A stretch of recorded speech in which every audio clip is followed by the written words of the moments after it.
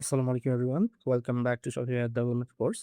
So আমরা last ভিডিওতে আমাদের এফএকিউ গুলা হচ্ছে আমরা ফ্রন্ট এন্ডে রেন্ডার করেছিলাম। আমাদের ব্যাক এন্ডে একটা এন্ড পয়েন্ট ক্রিয়েট করছিলাম। দেন এন্ড পয়েন্ট থেকে আমরা ডিরেক্টলি সেই এন্ড পয়েন্ট অ্যাক্সেস করে আমাদের হচ্ছে এই অ্যাপের এক্সটেনশনের ভিতরে রেন্ডার করেছিলাম। সো এই যে আমরা রেন্ডার করাইছি এপিআই কল করে, এটা কিন্তু one of the system, but it is not recommended. Store front থেকে যখন আমরা অ্যাপে কোনো এপিআই কল করব, তখন বেটার ওয়ে হচ্ছে অ্যাপ প্রক্সি ইউজ করা। অ্যাপ প্রক্সি জিনিসটা হচ্ছে আমরা যে এপিআইটা কল করতেছি, এই এপিআই এর হচ্ছে এপিআই কল করার রাইট ওয়ে বলা যাইতে পারে। আগে আমরা দেখে নিই যে হচ্ছে আমরা যে এপিআই কল করে ডাটাগুলো আনতেছি, এখানে ড্রব্যাক গুলা কি, কি আছে। সো আমাদের ফার্স্ট অফ অল আমরা যদি এখানে দেখি যে আমাদের এফএকিউ গুলা কল হয়ে আসতেছিল হচ্ছে এই যে আমাদের হচ্ছে অ্যাপের লিঙ্ক দিয়ে আসতেছিল। সো এখানে প্রথমত ডেভেলপমেন্টে আমরা যখন কাজ করব তখন হচ্ছে এই অ্যাপের ইউআরএলটা চেঞ্জ হইলেই কিন্তু আর হচ্ছে কাজ করবে না। এই Cloudflare এর ইউআরএলটা কিন্তু বারবার চেঞ্জ হবে। প্রোডাকশনে যদিও প্রবলেম হবে না। একটা ইউআরএল যেহেতু থাকবে, কিন্তু ডেভেলপমেন্টের ক্ষেত্রে এটা কিন্তু একটু হ্যাসেল। সো ডিরেক্ট আমাদের অ্যাপের ইউআরএল এ কল যাচ্ছে। ওকে। সো এটা একটা প্রবলেম। দেন নেক্সট যেটা প্রবলেম সেটা হচ্ছে আমরা যখন এই ফ্রন্ট এন্ড থেকে আমরা আমাদের সার্ভারে কল করতেছি, অ্যাপের সার্ভারে, তখন কিন্তু এটা একটা অ্যানোনিমাস কল যাচ্ছে। আমাদের একটা পাবলিক এন্ড পয়েন্ট হয়ে যাচ্ছে। মানে যে কেউ এটাতে কল করতে পারবে। এবং এটাতে কোনো যদি রেট লিমিটিং অথবা হচ্ছে কোনো সিকিউরিটি দেওয়া যাচ্ছে না। এখানে মাল্টিপল প্রবলেম হইতে পারে। বিভিন্ন অ্যাটাকার অ্যাটাক করতে পারে, এপিআই ব্রুট ফোর্স অ্যাটাক করে দিতে পারে এপিআই। সো এখানে অনেক কিছু ড্রব্যাক আছে। কোনো অথেন্টিকেশন আমি করতে পারতেছি না। আমার কোন শপ থেকে কল যাচ্ছে, এটা আসলে কোনো ভ্যালিডেশন আমি করতে পারতেছি না, অথেন্টিকেশন করতে পারতেছি না। যার কারণে Shopify আমাদেরকে ওয়ে দেয় অ্যাপ প্রক্সি ইউজ করার। অ্যাপ প্রক্সি জিনিসটা কি? অ্যাপ প্রক্সি জিনিসটা হচ্ছে আমরা আমাদের অ্যাপে একটা প্রক্সি সেট করব। সেটা হচ্ছে এই যে আমাদের যে স্টোরের ইউআরএলটা আছে, এই স্টোরের ইউআরএলেই কল যাবে। কিন্তু আল্টিমেটলি এই কলটা প্রক্সি হয়ে রিডাইরেক্ট হয়ে আমাদের সার্ভারে কল যাবে। সো এইখানে যে প্রবলেমটা আমরা গত ভিডিওতে ফেস করতেছিলাম যে আমাদের যখন আমরা এন্ড পয়েন্টে কল করতেছিলাম তখন কোয়ার্স এরর আসতেছিল। কোয়ার্স এররটা কেন আসতেছিল? কারণ আমাদের সার্ভারে যখন আমরা কোয়ার্স হ্যান্ডেল করতেছিলাম না, একটা অন্য ডোমেইন থেকে কল যাচ্ছিল। সেজন্য কিন্তু কোয়ার্স এররটা আসতেছিল। বাট আমরা যখন এই ইউআরএল এ কল করব তখন আর সেই কোয়ার্স এররটাও আমার আসবে না। সো সবকিছু সলভ হয়ে যাবে আরকি। সো চলুন আমরা দেখি কিভাবে আমাদের অ্যাপ প্রক্সিটা আমরা সেটআপ করতে পারি। সো তার আগে আমরা যদি আমাদের ডকুমেন্টেশন একটু দেখে আসি যে Shopify অ্যাপ প্রক্সি শুধু লিখে যদি আমি সার্চ দিই, তাহলে এই যে দেখতে পারবো about app proxy and dynamic data. So এখানে আসলে আমরা দেখতে পাবো ১ম এই যে হচ্ছে how it work. Shopify will proxy a storefront to your app based on your app proxy configure। মানে হচ্ছে এখানে বলতেছে যে মানে এখানে আমরা আমাদের প্রক্সিটা সেটআপ করতে পারবো। Shopify অ্যাপ টার্মিনালের ভিতরে এইভাবে আমরা হচ্ছে একটা ইউআরএল দিয়ে দিতে পারবো। এই ইউআরএলটা মূলত হচ্ছে আমাদের অ্যাপের ইউআরএল এ অ্যাপের যে এন্ড পয়েন্টটা হবে সেটার এন্ড পয়েন্টের লিঙ্ক এটা। এবং হচ্ছে আমরা প্রিফিক্স মানে হচ্ছে স্টোর ফ্রন্টের ইউআরএল এর সাথে আমরা কোন প্রিফিক্সটা দিব। মানে আমরা তো আল্টিমেটলি এখন এই ইউআরএল এ কল করব। আমাদের স্টোর ফ্রন্টের ইউআরএল এর সাথে। সো সেটার প্রিফিক্স কি হবে? সাপোজ এখানে প্রিফিক্স দিছে এরা হচ্ছে অ্যাপস। তাহলে হচ্ছে অ্যাপস এবং সাবপাথ মানে হচ্ছে আপনার অ্যাপের পাথটা কি হবে? এখানে দিছে হচ্ছে কাস্টম পাথ। তখন হচ্ছে পাথটা হবে হচ্ছে এরকম। সো এই এন্ড পয়েন্টে যখন আপনি কল করবেন, তখন আপনি আপনার আল্টিমেটলি আপনার অ্যাপের ইউআরএল এর এই এন্ড পয়েন্টে কল যাবে। অ্যাপের ইউআরএল এর এই এন্ড পয়েন্টে কল যাবে। ওকে, গট ইট? ওকে। সো আমাদের এখন ডিরেক্টলি কল যেতে যাচ্ছে যে এপিআই এফএকিউস, এটা আমাদের ডিরেক্টলি অ্যাপে কল যাচ্ছে। এটা আমরা এখন প্রক্সি ইউজ করে আমরা আল্টিমেটলি অ্যাপস এবং হচ্ছে এফএকিউস এই ইউআরএল এ কল করব। তাহলে আমাদের এই ইউআরএলটাতে প্রক্সি হয়ে আমাদের অ্যাপের সার্ভারে কল যাবে। তখন আমাদের এক্সট্রা করে আর এই যে সব প্যারামিটার এগুলা সব প্যারামিটার পাঠানো লাগবে না। তখন আল্টিমেটলি আমি অথেন্টিকেট করেই আমরা বুঝতে পারবো যে হ্যাঁ, অরিজিনালি এই সব থেকেই কলটা আসতেছে। সো চলুন কিভাবে সেটা করা যায় আমরা দেখে নিই।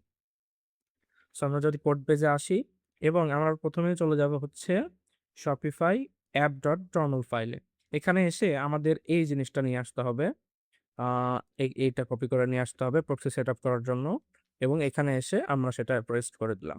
এবং আমাদের হচ্ছে ইউআরএল এর আ আমাদের ইউআরএল অ্যাপের ইউআরএল হবে হচ্ছে আ API/FAQs এবং আমাদের প্রক্সির হচ্ছে যে প্রিফিক্সটা হবে সেটা অ্যাপসি থাকবে এবং এটা থাকবে হচ্ছে FAQs। সো আমাদের এখন apps/faqs endpoint-এ কল দিলে আমাদের অ্যাপের API/FAQs endpoint-এ কল যাবে। ওকে, ভালো কথা। এখন আমরা চলুন তাহলে এক্সটেনশনে গিয়ে আমাদের endpoint-টা যেটা আমরা ইউজ করছিলাম হচ্ছে অ্যাপের, সেটা আমরা চেঞ্জ করে দিয়ে আসবো এখন। এই যে widget base URL যেটা ইউজ করতেছিলাম, এটা হচ্ছে আমাদের অ্যাপের URL ছিল। এই URL-টা এখন আমাদের আর দরকার নাই। দরকার নাই এবং আমরা এখানে সেটা চেঞ্জ করে দিব। এবং এইখানে এসে আমাদের এটা উইজেটের জেএস এবং হচ্ছে এপিকিউআর জেএস, এটা আমরা অ্যাপ ব্লকের জেএসটাও চেঞ্জ করে দিই। এখানে এসে আমরা এটাও কেটে দিলাম এবং হচ্ছে এভাবে থাকলো এখানে। এখন চলেন আমরা গিয়ে দেখি যে আমাদের এপিআই কলটা কোথায় যায় অ্যাপের। আমরা যদি এখানে রিলোড দিই তাহলে আমরা যদি দেখি এখানে আমাদের দেখেন এইখানে কিন্তু এখন কল গেছে হচ্ছে আমাদের এই স্টোর ফ্রন্টের ইউআরএল /API না, যাবে হচ্ছে /apps, যেটা আমরা প্রিফিক্স দিছি হচ্ছে অ্যাপস। সো এখানে আমাদের এপিআইটা চলে যাবে, এখন হচ্ছে অ্যাপস চলে আসবে এবং এখানে আসে সেম এই ইউআরএলটা চেঞ্জ হবে। আমাদের ফেচিং কোথায় ছিল, নিচের দিকে এপিআই লিখতে, হ্যাঁ এখানে এটা চেঞ্জ করে দিচ্ছি। এখন চলুন আমরা দেখি রিফ্রেশ দিয়ে কোথায় যায় কলটা। ওকে, আমাদের এখন এই এন্ড পয়েন্টে কল যাচ্ছে FAQs এ, বাট আমাদের এখানে নট ফাউন্ড দেখাচ্ছে। নট ফাউন্ড দেখানোর কারণ হচ্ছে এখানে আমাদের সবকিছু ইমপ্লিমেন্টেশন ঠিক আছে ডকুমেন্টেশন ওয়াইজ। এখানে দেখুন আমাদের কিন্তু বলে দিছে যে হচ্ছে এই এন্ড পয়েন্টে কল যাবে, এখানে কল যাবে, বাট এখানে একটা ক্যাচ আছে যেটা হচ্ছে এই ডকুমেন্টেশনে নাই। সেটা হচ্ছে আমরা যখন ডেভেলপমেন্ট নিয়ে কাজ করব, মানে হচ্ছে ডেভেলপমেন্টে কাজ করব, তখন আমাদের এইখানে একটু ট্রিক করতে হবে। সেটা হচ্ছে এইখানে এসে আমরা যখন এই ইউআরএলটা দিব তখন আমাদের এই জিনিসটা দিয়ে দিতে হবে। এই জিনিসটা দিয়ে দিতে হবে, না হলে হচ্ছে কাজ করায়। এটা আমি দেখছি ট্রাই করে। এটা কাজ না করার মেইন রিজন হচ্ছে মেবি এটা হচ্ছে ওই যখন আমরা সব অ্যাপ ডেপ্লয় দিই আমাদের প্রোডাকশনে এই ইউআরএলটা সেট হয়ে থাকে। যার কারণে এই example.com দিয়ে মেবি হচ্ছে আমাদের অ্যাপের ইউআরএলটা চেঞ্জ হয়। এটা হচ্ছে Shopify এর মেবি কোনো ইস্যু আছে। এটা আমি সঠিক এক্সপ্লোর করে এখনো দেখি নাই, বাট example.com দিয়ে এভাবে কাজ করে। সো আমরা এখন যদি যাই এবং রিফ্রেশ দিই, এখন কাজ করার কথা হচ্ছে আসছি। একটু যদি ভালো করে আমরা রিফ্রেশ দিই, অথবা হচ্ছে আমাদের সার্ভারটা আবার রিস্টার্ট করা লাগতে পারে। আমরা সার্ভারটা আরেকবার রিস্টার্ট করে দেখি।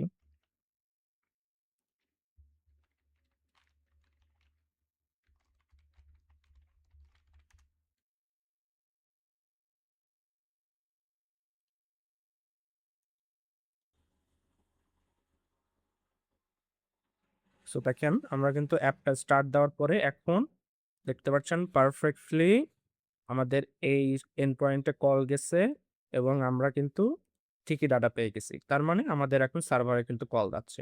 সো আমরা এখন এইখানে যে হচ্ছে অ্যাপ্রক্সি সেট করলাম, এখানে ইউআরএলটা চেঞ্জ করলাম।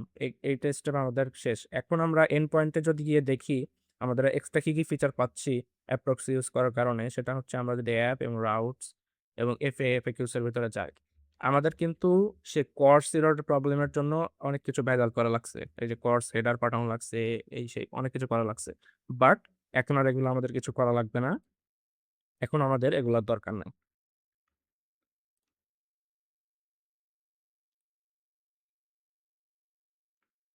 এখন আমরা এই জায়গাতে হেডার টেডার কিছু পাঠানো লাগবে না আর, হেডার্স। এখানে আমরা চাইলে ডিরেক্ট আমরা অথেন্টিকেট করতে পারি। অথেন্টিকেট করার জন্য আমরা এই যে আমার রিকোয়েস্টটা আসছে এই রিকোয়েস্টটা আমরা অথেন্টিকেট করব।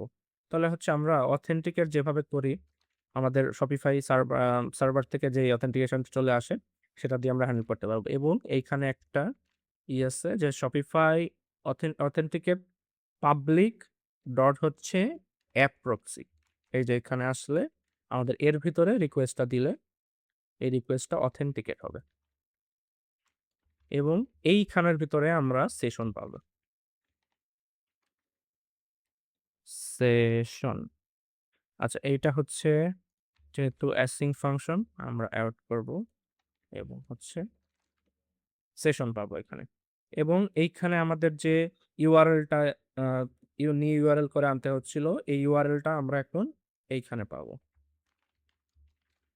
ইউআরএল পাবো। এবং এই সেশন এই যে শপ আমরা এক্সট্রা করে প্যারামিটার দিয়ে নিয়ে আসতেছিলাম, এটার আর দরকার হবে না আমাদের ইউআরএল এ প্যারামিটার থেকে। এখন আমরা সেশনের ভিতর থেকেই শপ এর অ্যাড্রেসটা পাবো। session.shop বাস। এবং এই হেডার যে পাঠাচ্ছিলাম, রেসপন্স পাঠাচ্ছিলাম, এই রেসপন্সটা এখন আমাদের এইভাবে পাঠালেই হবে। ডিরেক্টলি আমাদের এইভাবে পাঠালেই হবে।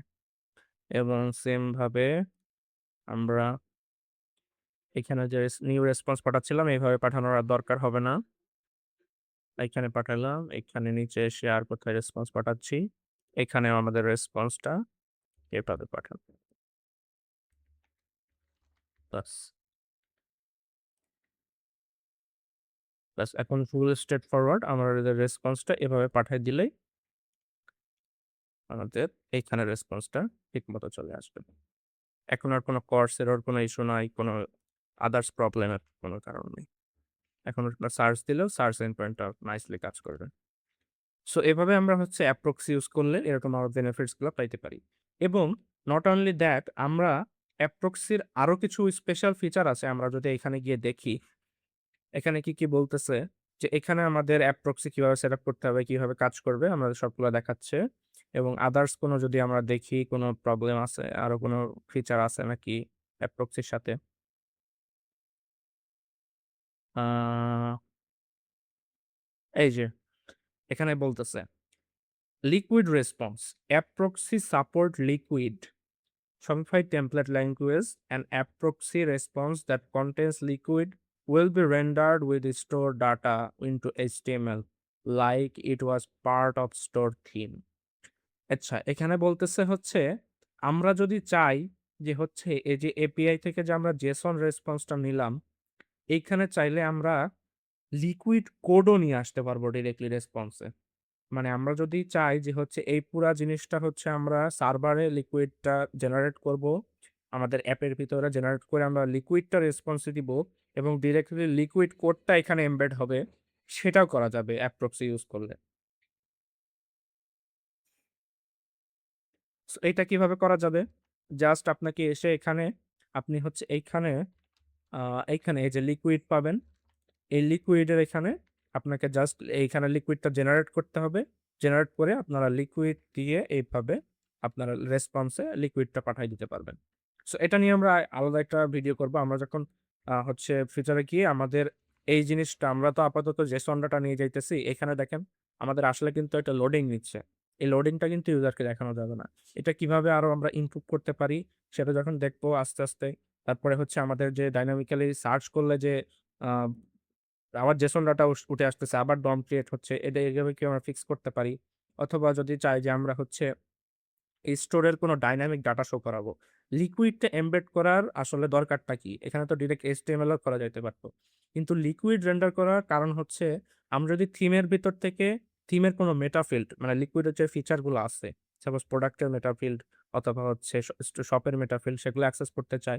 আমরা যদি রেসপন্সে লিকুইড নিয়ে আসি, সাপোজ এইখানে যদি আমরা এক লিকুইড নিয়ে আসি ফ্রন্ট এন্ড থেকে ব্যাক এন্ড থেকে, এবং এখানে নিয়ে পেস্ট করি যে হচ্ছে শপের কোনো মেটা ফিল্ড কিংবা আদার্স যদি এখানে রেন্ডার করাই, তাহলে কিন্তু এখানে ডাইনামিক্যালি সেই ডাটাটা শো করবে। লিকুইড মানে ফুললি লিকুইড শো করবে, এখানে কোনো HTML না। ঠিক আছে? আমরা নেক্সট ভিডিওতে দেখবো আমাদের যে প্রথমে এপিআই কলটা হয়ে আসতেছে, এই যে আমাদের কিন্তু কিছু লিমিট আছে। এই লিমিট ওয়াইজ ডাটাগুলো উঠে আসতেছে। এটা কিন্তু আসতে একটু সময় লাগতেছে। সো এইটা আমরা কিভাবে রিডিউস করতে পারি? আমাদের ইনস্ট্যান্টলি যাতে মানে নেটিভলি যাতে এইগুলা আসে, এই এলিমেন্ট গুলা আসে আমাদের ডমে, সেগুলো আমরা কিভাবে করতে পারি?